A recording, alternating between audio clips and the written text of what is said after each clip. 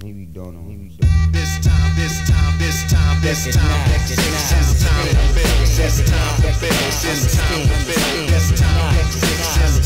build. This time to build. This time to build. This time power. This time to build power. This time to build power. This time to build power. What's up, everybody? I am your host, Chris Hampton. Welcome to episode 135 of the Power Company Podcast, brought to you by PowerCompanyClimbing.com. I am here in Lander, Wyoming still, which is amazing. I haven't spent this much time at home since we bought the place, really. And I'm really looking forward to being here for the majority of the summer. I do have some crazy travel coming up, but not until August and then again in October. And that's for workshops, events that we're doing, as well as working with some companies on some exciting products that we'll be developing. I'm being very vague about all that, but you'll hear more about it certainly.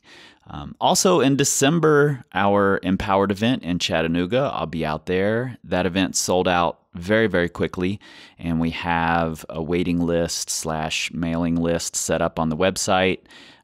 If you want to be one of the first people to find out when the next events are going to be and when tickets go on sale, they're very, very small attendance numbers. We keep the numbers small because we want the coach to climber ratio to be high. You guys already know that. And if you want to get involved, go to PowerCompanyClimbing.com/empowered, and we'll let you know when the next event happens. We're working on that right now. It was popular, so go get your name on there.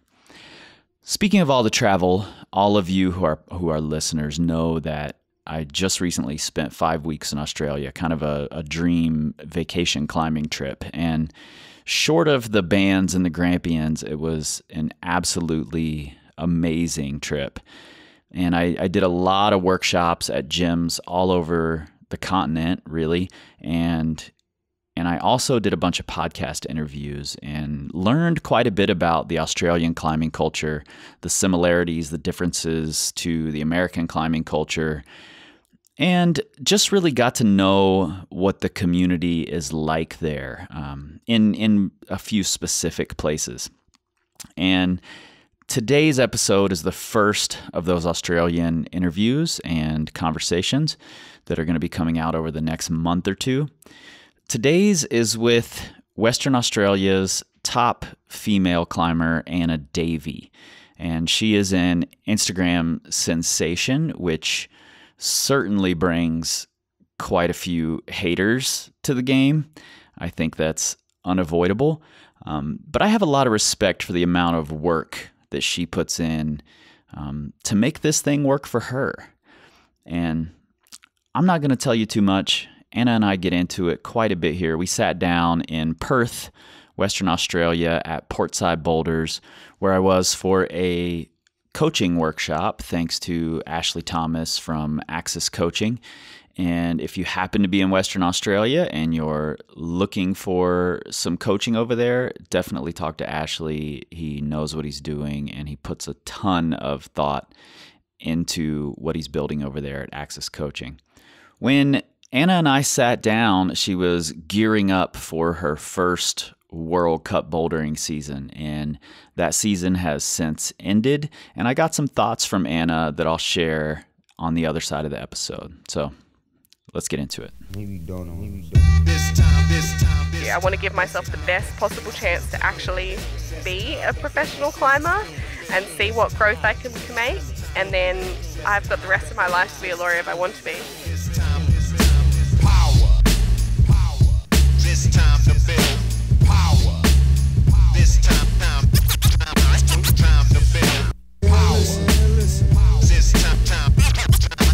It was an ongoing issue at Nationals last year. I tore my collateral ligament off the PIP joint, and it took about 8 weeks to heal. Everything was going really well, and in the competition I re-tore it. How long has it been pretty much healed since only about 4 weeks. Oh, no. So I was finally starting to get my confidence up again. Coach was really happy with the progress that I'd made, and it wasn't hurting, touching any holds. And then, my period of grace didn't last for too long. Oh, man, that's the worst. You feel like, oh, I'm I'm finally like, through it. yes, And then, I'm done. I'm 100% good. Yeah, you just feel all of a sudden so free, and my climbing was back up where it was before, and then all of a sudden one strange Gaston move and pop, it went. that's really frustrating. It's really frustrating, but I'm trying to look at it quite positively, because a lot of people have injuries which you can't work around and that are just Right. completely, like, Stasha just in her warm-up comp, Stasha Gayo doing her ACL, like she can't Yep. walk, I've got this injury where I can still climb jugs and I can climb most things, and I can climb to a reasonable level. I just have to avoid certain movements. So I should be blessed that I can still move and I can still climb. So I try to be positive, and it's only about a 6 to 8 week healing period. It's not too bad. Yeah, well, that's a really good way to look at it. I'm also a little bit like, maybe that's the saving grace is that I get to talk to you today because you're not off at another comp, and I don't feel bad for interrupting your workout. Yeah, that comp would have been really fun, but with the format, it was like a 6-hour pump fest, and my finger can't sustain right now more than about 45. Today I was able to climb for 45 minutes. Yeah. With that, and then it started hurting, and that's when I know I have to stop. Well, that's a good start, that you've got 45 minutes and that you've been through it, so you already know. Yeah, I kind of know the stages, and I know Yeah. that this initial stage, the swelling's really, it looks worse than it is. It looks really concerning. Where the collateral ligament is there on the side, it's really swollen, and it's so swollen that it looks like your joint's out of place. The Instagram photo you posted was crazy. Gross. I mean, that was right after I did it, so it was having a complete spaz out there. And it did get a little bit better overnight, and then it just got a whole lot worse, and the bruising came up over the knuckle. And you can see like the veins through the finger as well, like just trying to pump some blood there to heal it. But it's already, the swelling's down probably like 25% from the comp, so I'm positive about it. Yeah, and I don't want to take a ton of time talking about this injury, but but it is kind of an interesting situation in that you've just committed lots of time and energy into the World Cup season, and just as it's about to get started, you have this injury. When it first happened, and since you've had a little bit of time to sort of process it, what are the feelings like around the people who are supporting and your own, taking time off of work and all these things that you're foregoing in order to do this? Obviously, it's really devastating. And like those initial, when I wasn't exactly sure what I'd, because there was a pop, I was like, I've just ruptured my pulley. Right. And I was like, oh my God, like everything's over. And I was just thinking, like, the money I've raised, my sponsors which have gotten behind me, I've quit my job. Like, initially, those thoughts were going through my head. And I was like, I was really emotional. And at that moment, I'd lost all ability to climb, really. I was in the middle of the comp, and I was just like, have I just ruptured my pulley?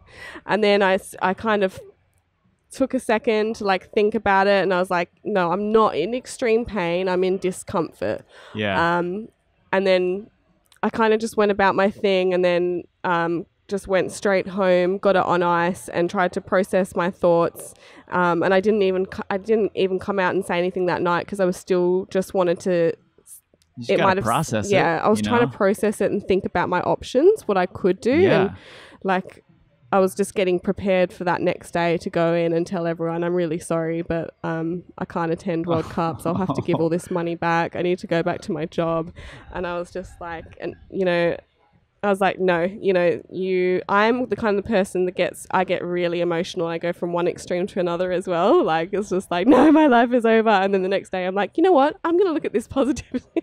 I'm just going to go and get my MRI and just get a decision.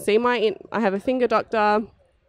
Let's not make any rash, I Google everything and I will just diagnose myself as, but I knew at that stage in the morning, it wasn't a pulley. I was pressing down my pulley. My pulley has no pain whatsoever. The swelling's too severe to be a pulley. I'm not in that much pain. The day after it went down. And then as soon as I had seen my doctor and everything, I was like, okay, everything's going to be fine. And obviously my sponsors saw the post the next day and they're like, and followers, I had maybe, 1,000 DMs. Like, what are you going to do? What are you going to do? And I'm just like, I can't go through all of these. So I've kind of I just publicly said on my story, it's as I thought pretty much. The collateral ligament is gone, but it's very, very minor and it's definitely something that I can climb around, and I am choosing to. I don't know if everyone would do what I'm doing or if they would. I'm not sure. It's a really hard decision. But for me, everything's booked.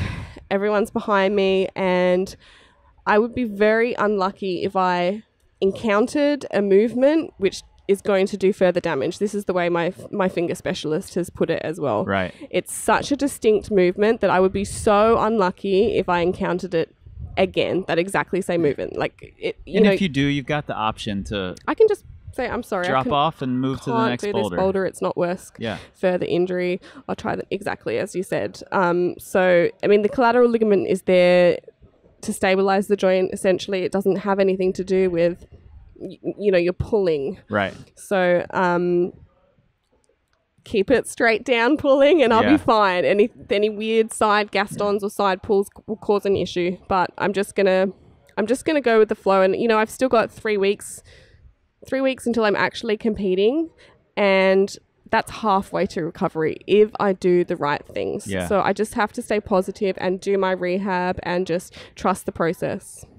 Yeah, and I think it's important that you gain some experience in that arena anyway. It's not like this is the only time you're ever going to do this and you hope to just win it all right now. Yeah. And I have to be really realistic about this. This is the first time I'm ever going to the World Cup. Yeah. I'm going to get my ass handed to me, in the best kind of way. Yeah. I don't think I'm going in there and going straight to finals. I'm so realistic about it. The first one is going to be the experience. I'll be able to see the level. What's it like in isolation? What am I like traveling overseas and getting into that isolation? I don't know. Like, I've only competed in Singapore is the furthest I've gone for international. Right. So it's a learning curve, and this is not meant to be my best season. This is testing the waters. I can look at the level and go, okay, I can train towards that. If I get enough support, I can, I might see, okay, I'm way too far behind. Probably not a good idea to pursue this. Or I'm closer than I think. Yeah. And I can work on it for the next year. And that's what I hope will happen. Yeah. And, I think I think most of the people who are jumping in and supporting and helping out understand that as well. I hope so. That it's a long-term game. No, I've been very honest, that, I'm a good climber in Australia. I'm not a good climber on the international stage. And I think everyone knows that. So no one's going to go, oh my God, you're not in finals, or you're not in semi-finals. I don't feel like I've spent my money well. I don't think anyone thinks that way. I think people are genuinely trying to support me in living the dream that I've had for the past 5.5 years since I started climbing. I started climbing only 5.5 years ago, and I remember turning around to the owners of the Boulder Hub one day and said, one day I'll be at a World Cup. And they were like, I'm sure you will if you keep going the way you're going, because you work hard. And it was just always my dream to just be there. It wasn't my dream to win it. It was just my dream to get there. Sure. So it is living a dream for me, and I'll be happy regardless. As long as I feel that I've climbed the best that I can, I'll be happy. And I'm sure my followers are incredibly supportive. I have a lot of haters out there, but my actual followers are very supportive, and I'm sure they're going to be happy if I'm happy with my result. Yeah, well, having haters is a sign of success anyway. That's what everyone keeps telling me. That's if I didn't have haters, I would feel like people aren't paying attention anymore. I've been memed almost as many times as I think Sierra Blair Coyle at this stage. Like, we're the two highest memed people, but I'm a massive SBC defender and same. supporter. She's incredible. So I'm like, you guys are just idiots. She's very smart. She's very strong. Yeah, so like, totally. She can just Yeah, I emceed a World Cup in the U.S. last year at Vail, and when I was introducing Sierra, I introduced her as one of the most consistent American female competitors because she is. And she's in so many semifinals at a World Cup level. I don't know how people can possibly say, oh, she's a model over a climber, or, she uses her looks. Talk. No, she's a smart marketer. And just because she's beautiful doesn't mean you can just hate on her. Like, it would be a different story, if she was probably, didn't have blonde hair and was so pretty, I think. So I think she markets herself really, really well, and she's bloody strong. People keep forgetting she is so strong, and she won Pan Americans, and there's still memes about her, and I'm like, oh, you guys are idiots. Yeah, for sure. And you know what? I heard a quote. I can't remember if I read it or heard it years ago, and you'll appreciate this. You're a former tennis player. Mm-hmm. The quote was about Anna Kournikova. Yeah. And a lot of the other female tennis players complaining that she was taking money away from them by getting these big sponsors and having not won any big majors. Yeah. But Billie Jean King, who is a famous feminist tennis player, amazing tennis player, came to her defense and said, look, ladies, that money's not there for you. Like, these people are looking to sponsor someone with her set of skills. They're looking for. Yeah. They want all of it. They want the player. They want the looks. It's just not there for you. Accept that and move on. Yeah. And I think that's totally okay. Why shouldn't you? If you, Sierra's beautiful. You're beautiful. Why shouldn't you use that as part of the marketing? You both are working your asses off. Yeah, that's what people don't realize. Hard behind the scenes. Like, people that are doing well on social media are working their asses off as well on their image, and you are using your image, but it's because that's how you look, and you've just got to use it to your advantage, I think. But I mean, I'm sure both people are always just like, oh, you're always in shorts and a crop top. That's how I'm most comfortable. Like, I'm not stripping down to climb. Right. That's how we're comfortable climbing. Totally. So, like, it's you do you, I think. I think each to their own. Yeah. So when you were kind of coming into this place of World Cups are in my future, I'm going to need support, did you purposely take a page out of Sierra Blair Coyle's book, or what's driving the big social media push that you've done? No, not at all. I definitely admire Sierra for her social media. I really like it. But as much as people compare us to each other, that's not what my social media has been about or based around. I started people don't realize my social media, I've had it for quite a while, and I only started it really, at the start it was for myself. I want to document my climbing. I use it to reflect how far I've come, as the same way as I think most people use their social media. It wasn't for sponsors or anything like that. It was more for me to keep looking back and have this diary, this online diary of my climbing and how far I've come, and to never really forget where I've come from. And it wasn't until people just started following because I climb a little bit different. I have a little bit of a different style. And I have abs, which is a weird thing for a girl. So I guess people start following and they're like, what are these weird abs this girl's have? They're very strange abs as well. And I think people just started to be intrigued in how I was climbing, and because I was relatively new and I kind of was just breaking out into the Australian scene. And then I got my first sponsor, and then I think other sponsors were like, okay, she's doing really good things for this brand. Like, I was really, when I got my first sponsor, I was super psyched, and I would do everything that they would ask, and I would go over and beyond for that sponsor. And then my followers just kept on organically increasing, and it was then, I think, when I got to 20,000 when I was actually like, I need to actually plan things. I then started to be a planner. Like, I would plan posts, I would schedule posts, I would go into the gym, and all of a sudden it wasn't just a journal. It was what is going to visually look appealing to people. What lesson can I teach people here, or what can I share? I've always been really, really honest, and I think people have connected with me because I share my fails. I share my thoughts, sometimes a little bit too much. I'm not just writing random things. It's what has gone through my head in that day, and I answer people when they ask me questions. I'm actually a little bit blown away by that aspect of it. Yeah. And to be totally upfront and open here, I flip through most people's stories at rapid pace. Yeah. But yours, I always stop and watch, and it's because you are more honest, and because you do speak up about things, and I also appreciate that it's not all, I sent this boulder, I won this comp.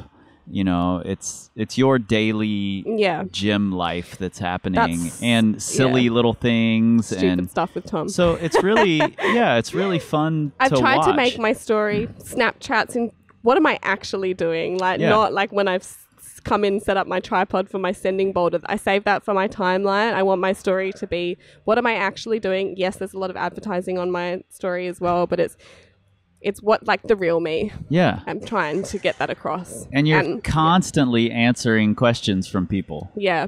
That is something I almost took out of Sierra's book, because she gives everyone the opportunity to ask her a question on her Tuesday, and it just shows your followers that you really actually care about their opinion, and you are there to help them. You're not just want them to follow you and you just disregard them, and you're just there for the following count. No, I actually really appreciate that my followers make me sponsors. Essentially, they're part of my business. Yeah, totally. They're part of my success, so I want to give back to them as much as I possibly can. And recently watching you, you weren't just asking for money, like for the World Cups. I assume that you felt like you needed to give something in return. I couldn't just ask. For me, if I'm going to support, I'm doing it for the cause of, I want to see what you're capable of. I want you to have this opportunity to go do this thing. But you're also giving people a lot more. Yeah. I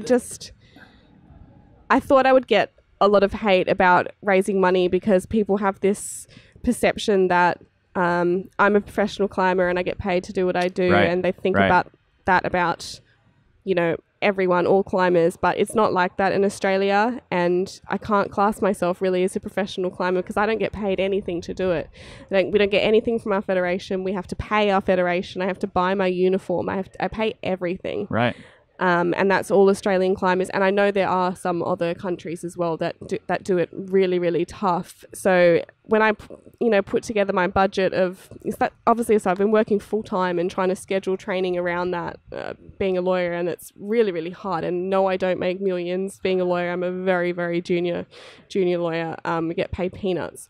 So when I said, okay, for time off work and things I need 30,000, and I really I knew that I couldn't afford it, but it was my one and only chance. So I remember like Alex Puccio doing her funding, and she copped a lot of flack, and I was thinking about that, and I was like, well, I'm not Alex Puccio, but I am someone who people assume to be making money from my social media. So I just decided that I would use my fitness side to my advantage, and I would write up my abs program, and I would give it to everyone that donated. And even to the point of, I remember seeing a post where you're like, you're searching for a person who, I don't know if they DM'd you or something, but you couldn't remember their name, and you're like searching for them, like, I can't remember your name, I need to send this to you. I was desperate because a lot of people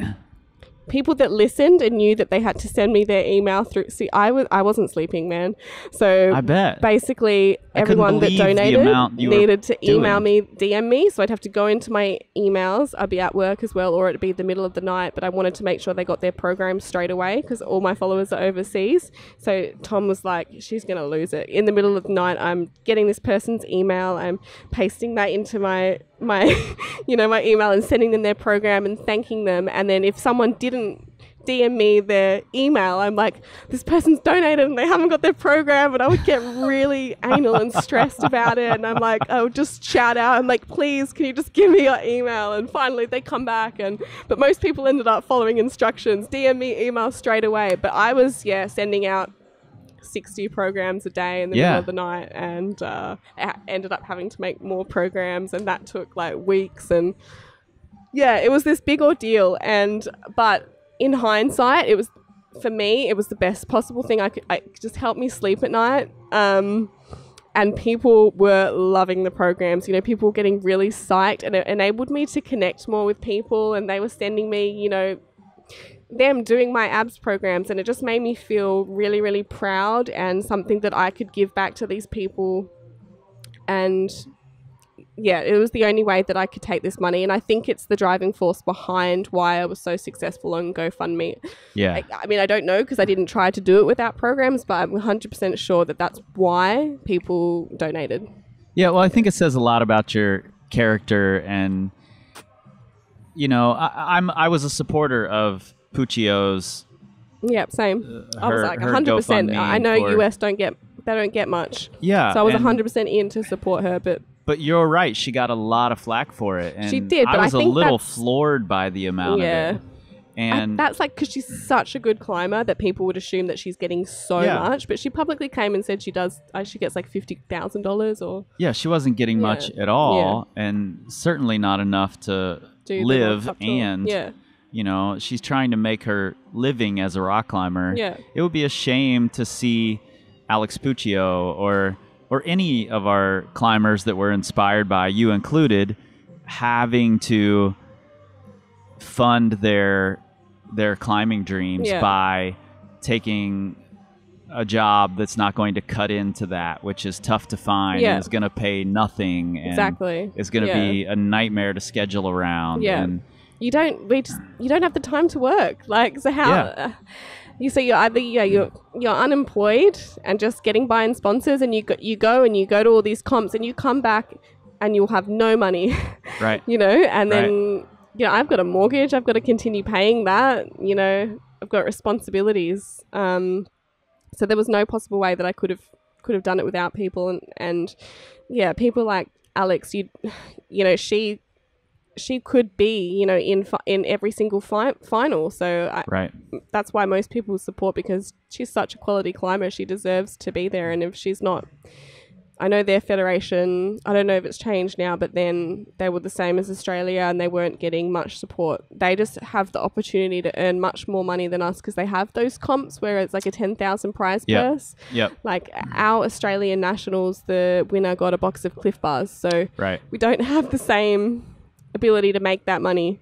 And sponsorship is a little more set up over there. It's been going on for quite a long time. You're lucky if you're getting any money out of your sponsors here. You'd be very, very lucky. Well, that's something I've been a little bit surprised by. I spent some time with Tom O'Halloran down in Blackheath, and I mean, he's Australia's best sport climber and making no money, tiny sponsorships. Yeah, he rocked up to national lead in his van, and he driven from Sydney to Melbourne, and then he slept in his van and was having like quick oats.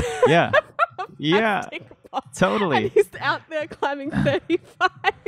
It's ridiculous. I know, it blows me away. And I think people don't realize that. We see the social media side of it, and we see these, you put out tons of content of you climbing, but you've also got other life going on too that we often don't know about. Let's talk a little bit about that. You mentioned that you're a lawyer. I do keep it like pretty private because at the start I was like, oh, no one really cares. I think they're on my profile for climbing, so I just kept it to just climbing on my profile. But yeah, I've been admitted for 2 years. So prior to that, I was obviously working in law as well, just as a law clerk. But I ended up working in somewhere I never thought I would end up, which was for the government, working in deceased estates. And I went there because I was having a bit more flexibility with my working hours. So if you work in private practice, which I was before in criminal law, you're lucky if you get out of the office at 8 p.m. to go for a climb. Right. Whereas if you work for the government, 4:30, you're out the door. Yep. So I took the job, but then I had the implication that I was taking my work home with me a lot. It's just dead people and their estates every day. A lot of sadness. Sure. Most of it's old age, but there is a lot of young deceased estates that you're dealing with, and we also deal with trust clients, so people who are incapable of handling their own finances. They become under the management of the public trustee. If they have any legal issues, I would deal with that. So you've had people that have been beaten with an inch of their life and they've now become permanently disabled, and I would be taking the legal action for them for compensation for loss. Yeah. So there's no positive notes to come home with at the end of the day. Right. You have to compartmentalize that completely to be able to come in here and be motivated. You have to. And is this a release for you then? To be not working? To be climbing when you were still working. Yeah, so I'd come most of the time. Coming to climbing as a release, finally just in my own head. But some of the time I would still be at work. And I would find it hard. Mostly on the weekends I'd be completely not thinking about work and feel completely free. But often I would get here on the weekdays and I would be so mentally tired that physically my body wasn't working. I'd have complete neural shutdowns. Yeah. So yeah, it's been really hard. This is my second week not working and I feel a million times better. Unfortunately, I injured my finger. Yeah. I was feeling so strong. The universe just can't let you feel amazing. No. It's got to throw something at you. Pretty much. But that's okay. At this stage now, I don't intend to go back to work. So you're just done. I'm taking a risk. I'm taking a very large risk. I'm trying not to... So I said about sponsors. So most people are on gear only in Australia. Yeah. I was last year. It wasn't until after my fundraising that all of my sponsors came to me and they said, I want to support you a little bit more. And this is not huge money. This is more like a week's wage for me. I think, out of GoFundMe, I got $10,000 and now out of my sponsors, I would have half of that. But it's a start. And I've had some new people approach me as well, and it's just weighing up those things. So my Instagram is growing, and these are the reason I've been given that opportunity. My sponsors are realizing that my Instagram is growing very fast, and they've got a chance now to get behind me. I'm not the same Anna with 20,000 followers who can just get gear. Right. Your following to some extent now in Australia will determine how much support instead of your talent, which is a bit crap. But there's much better climbers than me in Australia which don't have any support, but they don't want to work on their social media. They don't want to put themselves out there, and it's exhausting, and it's a full-time job pretty much. No doubt. I understand why people don't want to commit and do that, but for me, I actually love it. It's actually one of my passions is creating content. It's something I really enjoy. So I think I can make a living out of my Instagram by the time I was scheduled to go back to work, which was at the end of the year I counted for. But at the rate that I'm going, I think by the end of the year I might be at almost 100,000 followers, and that's when you actually can legitimately start to make money from your Instagram. I'm being hopeful and I'm taking a chance. Yeah.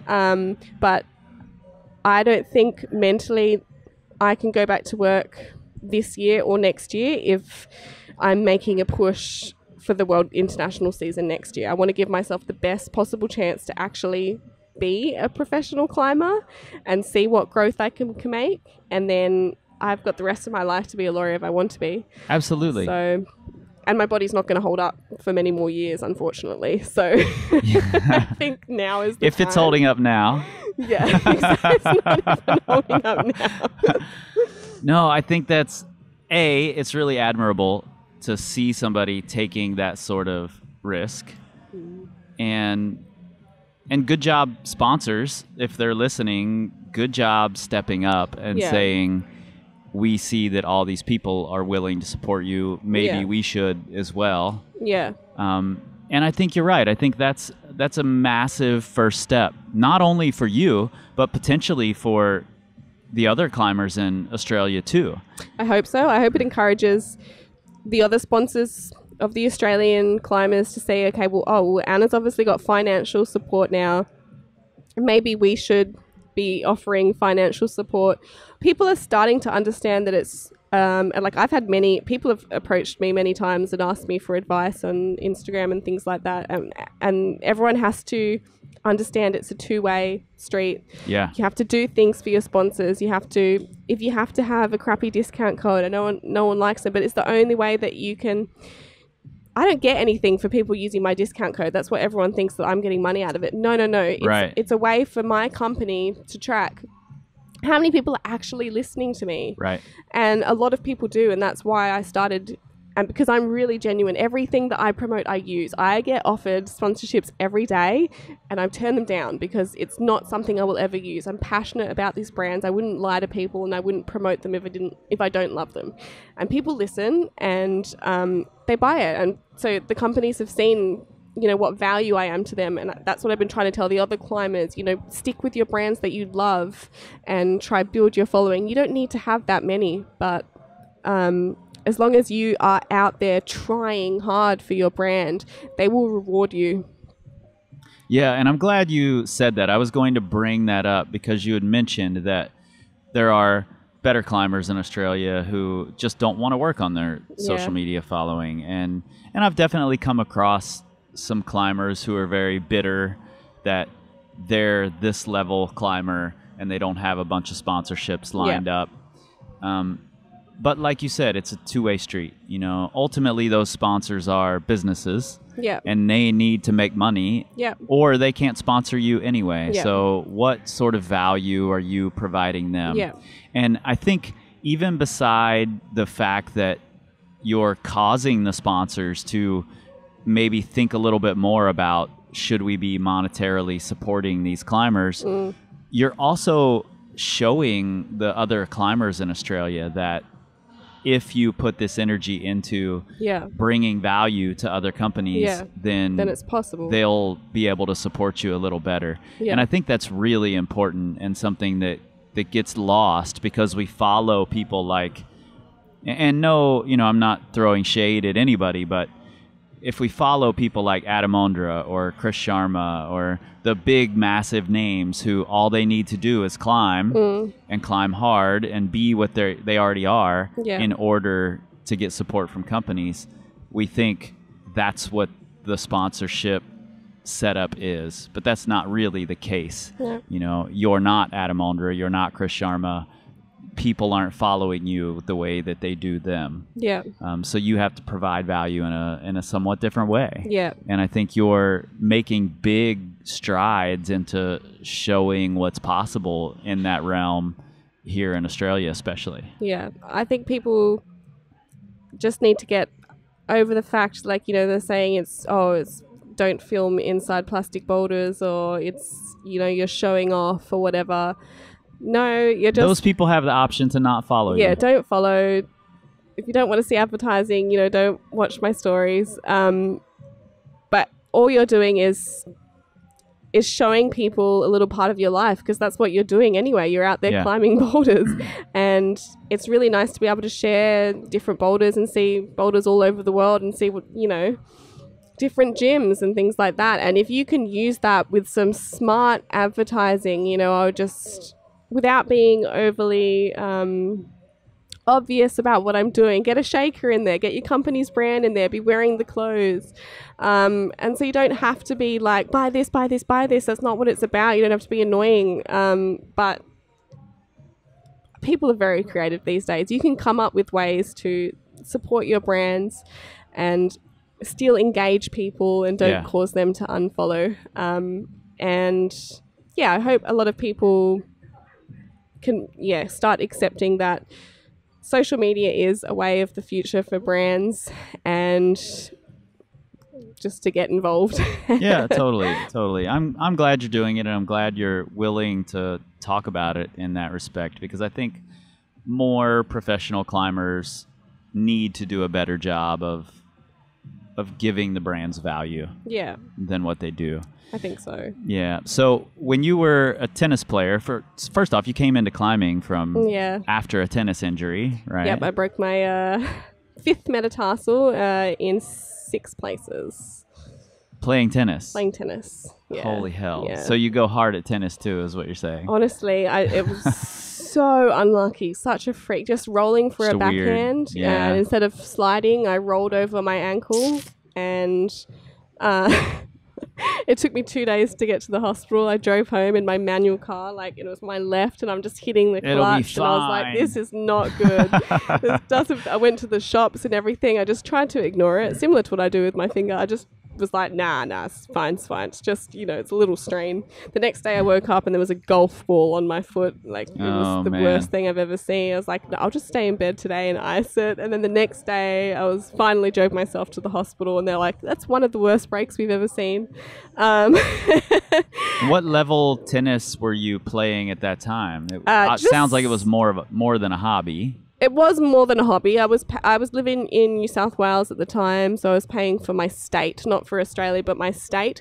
But I was heading a little bit better than that. I was probably going to break into playing for my country. But and then with tennis at the time, was it a different paradigm than what you're experiencing with climbing? Like, tennis has a much longer history of being a competitive, supported sport. Oh, my life is just so much different then. I wasn't on social media then.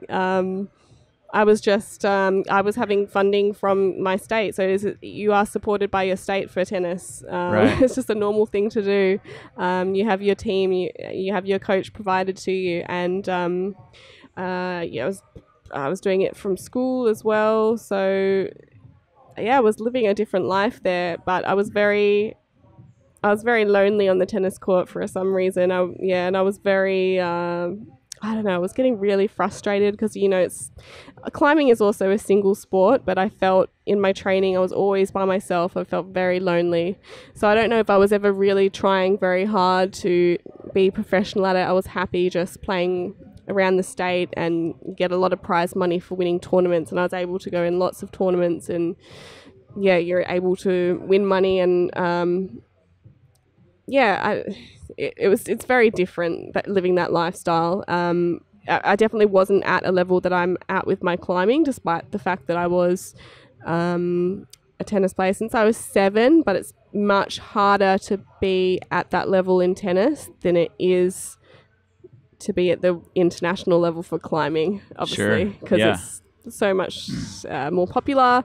There's so much more competition. There's a whole system of bringing kids up through tennis the ranks is drilled into you to be professional tennis players. I was given a tennis, I think as soon as I could walk, I was given a tennis racket. It's in my family.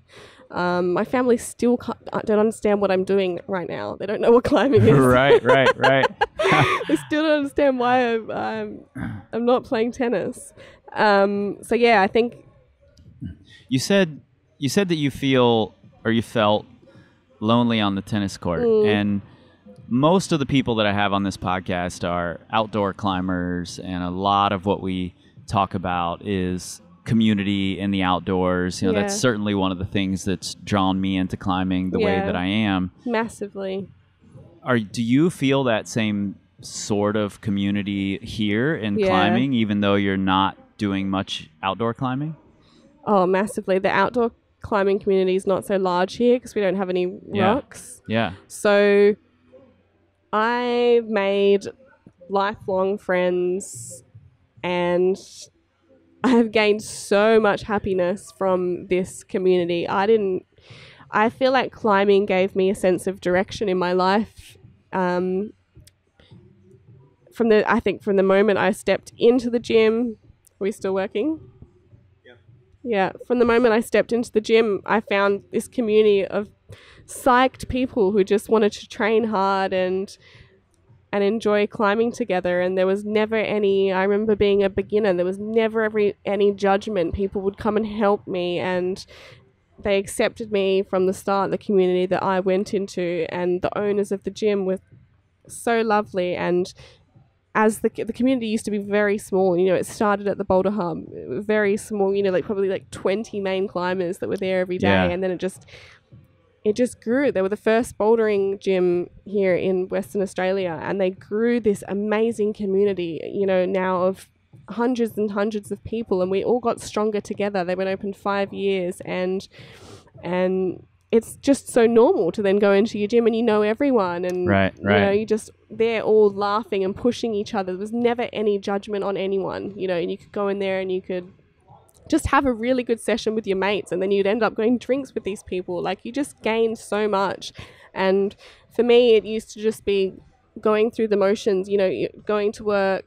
At the time I was studying, so I was studying to be a lawyer, working in a cafe, and then I would go to the gym, and I was bodybuilding, and it was just this, you go to the gym by yourself, you've got your earphones in, and you go home and that's it. And it's just a lonely environment, the same as the tennis court. I'd get on the court, my coach would smash balls at me and I would smash them back, and then I would go home. But it's like when you walk into the climbing community and you're high-fiving 20 people through the doorway and, you know, it's turned, since there's been more gyms, it's become a little bit different, because now everyone's spread out in their gyms, and it's almost like, oh, I'm Adrenaline Vault, I'm Portside, I'm you know, it's becoming like cult-like. Right.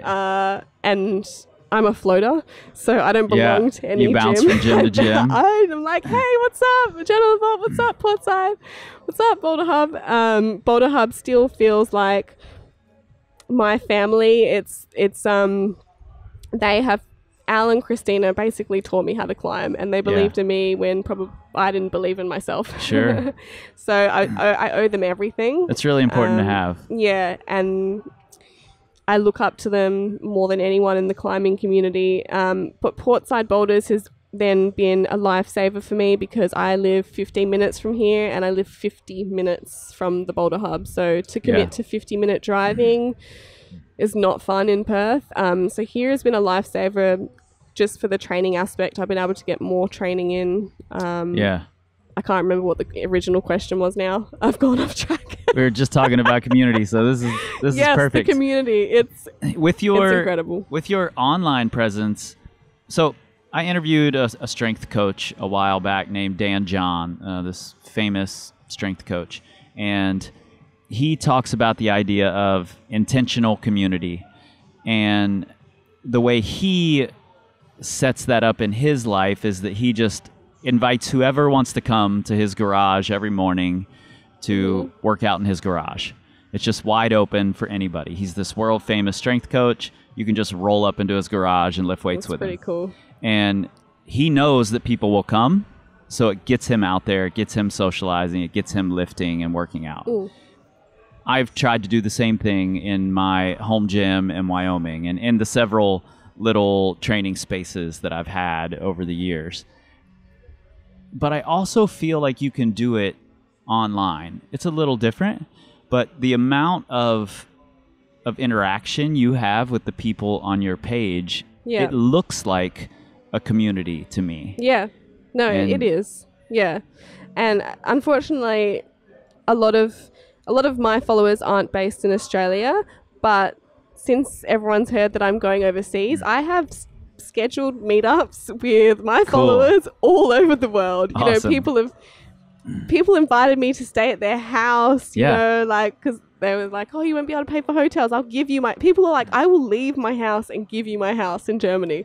Like that, I just have a really solid community on my Instagram, and I can't wait to climb with, basically I'm going to be like, hey guys, tomorrow I'm at this gym in Germany, come climb with me. I'd love to meet as many of you as I can. And I hope to be able to do that all over the world eventually. I hope to be able to go, I'm going to the US, I'm going to host a clinic there. Yeah. Or let's just have a meet up and climb, because there are a lot of people that want to meet me and they just want to climb with me. Yeah, totally. They just want to hang out with me, and I'm like, I want to hang out with you too. Like, that sounds so fun, but unfortunately I'm so far away here and I don't have so many followers here, but I do have a really good group of people here that keep me extremely grounded. That seems to be just part of the Australian culture. Like, at the start, you know, with my social media, people that knew me, you know, really intimately, they're like, oh, you've got a lot of followers all of a sudden. What's going on? I'm posting the same boulders as you are and I'm not getting any followers. And then they'd be like, oh, here's Anna with a tripod again. Yeah. What are we doing today, Anna? And then it turned into like, oh my God, it's Anna Davey. This is my good group of friends just making fun of me. Right. And then all of a sudden they were just like, I respect you. You've worked hard. You ignored, you know, our banter, teasing you, and all of a sudden you're probably going to make a living out of it. And now they just want to get involved in my videos, and they're like, well, you know, what are we doing today? And can I be in a video? You know, so. Well, you know, it's interesting. I pay really close attention to kind of what's going on in the climbing world and trying to understand the power dynamics. And when I was in Blackheath, when I was in Sydney and Melbourne and the Grampians, I mentioned to several climbers I met that I was going to be talking to you when I come over to Perth. And the reason I was mentioning it is because I wanted to see the reactions, because I've heard so much naysaying about Sierra Blair Coil in the US. It's the same in Australia for me. You either hate me or you like me. But you know what? I've not heard anything negative. And that's good news. And I thought that maybe I would. I was curious to see where the pettiness would pop up, you know. But it hasn't. Everyone I've talked to said she's working her ass off. Yeah. You know, and I know there are a lot of people in the Blue Mountains that know me quite well because I've climbed there a little bit. And I know Tom quite well, and Amanda, they're amazing. And I had a similar conversation with them on their podcast about my social media. Yeah, they told me they talked to you on Baffle Days, you know, I think it's like 95% to 5% haters. Which is a really, really good ratio. Yeah, like I've only had it's only the memes that have got me, and I don't know who those people are. And I think most of the people in Australia, the ones that don't like me, I think it comes down to jealousy because I'm not as talented as them. And like, some people will just be stronger than me and they'll be like, oh, she's got everything. I don't have everything though. Yeah. I've seen you joke about the memes too. Yeah, I'm just like, go for it, mate. Like, you're owning them. It's just jealousy. Like, like as you said, if you're getting memes, then people know who you are and they know what you're doing. And if you have haters, you've made it. Yeah, the first meme that was ever made about me years ago, I immediately posted it on my own blog. Like, this is amazing. The funny ones I've posted, there have been a couple that have gone too far. Sure. Yeah, as people do. Have been disgusting, or they've just been really, really rude. And I'm like, I feel sorry for you to have so much hate in your body and to hide behind your little meme account, which is, you know, it's not a person. Just hide behind your account, and I feel sorry for you. I'm sorry that what happened to your life to make you want to bully people. And like, I'm over here laughing at you because I just don't care. Like, I am successful because what I've done, and I might not be the strongest climber, but I'm just out here with my positive vibes, and people like it. And, you know, regardless of what people think, people are inspired by my posts. Even if I'm not the best climber in the world, people are pulling inspiration from what I'm doing, and they're using it, you know, to go and get them off the couch and get climbing or try something different, or you're about to realize this dream that you had when you first started climbing. And that's a message to people. Like, it doesn't matter how late you start climbing in life, you can still make, you know, you can still reach your dreams if that's what you want to do. You have to give up stuff. I've had to give up so much, but But if that's what you want to do, it's like I started climbing when I was 25. You know, most people, you can't turn pro if you start climbing at 25. Right. Don't let anyone tell you can't do anything. So, yeah, I hope that message does inspire some people. Yeah, well, I'm absolutely positive it does. I don't have any doubts. And good for you. You know, I think this is amazing. I've been watching for a while, and thank you. and I really appreciate your honesty. I appreciate that you're constantly putting the content out there and not trying to pull the wool over anybody's eyes. You're just like, here's me. This is what's going on. And it's going to get better. And I promise it's going to get better. I'm constantly thinking, how can I evolve? Yeah. And the next thing for me, I think, is going to be going into YouTube vlogs. Like, nice. My community of climbers, and especially Tom and me together, we're very funny, I think. Yeah. Like, there's a lot of serious training, but there's a lot of funny stuff.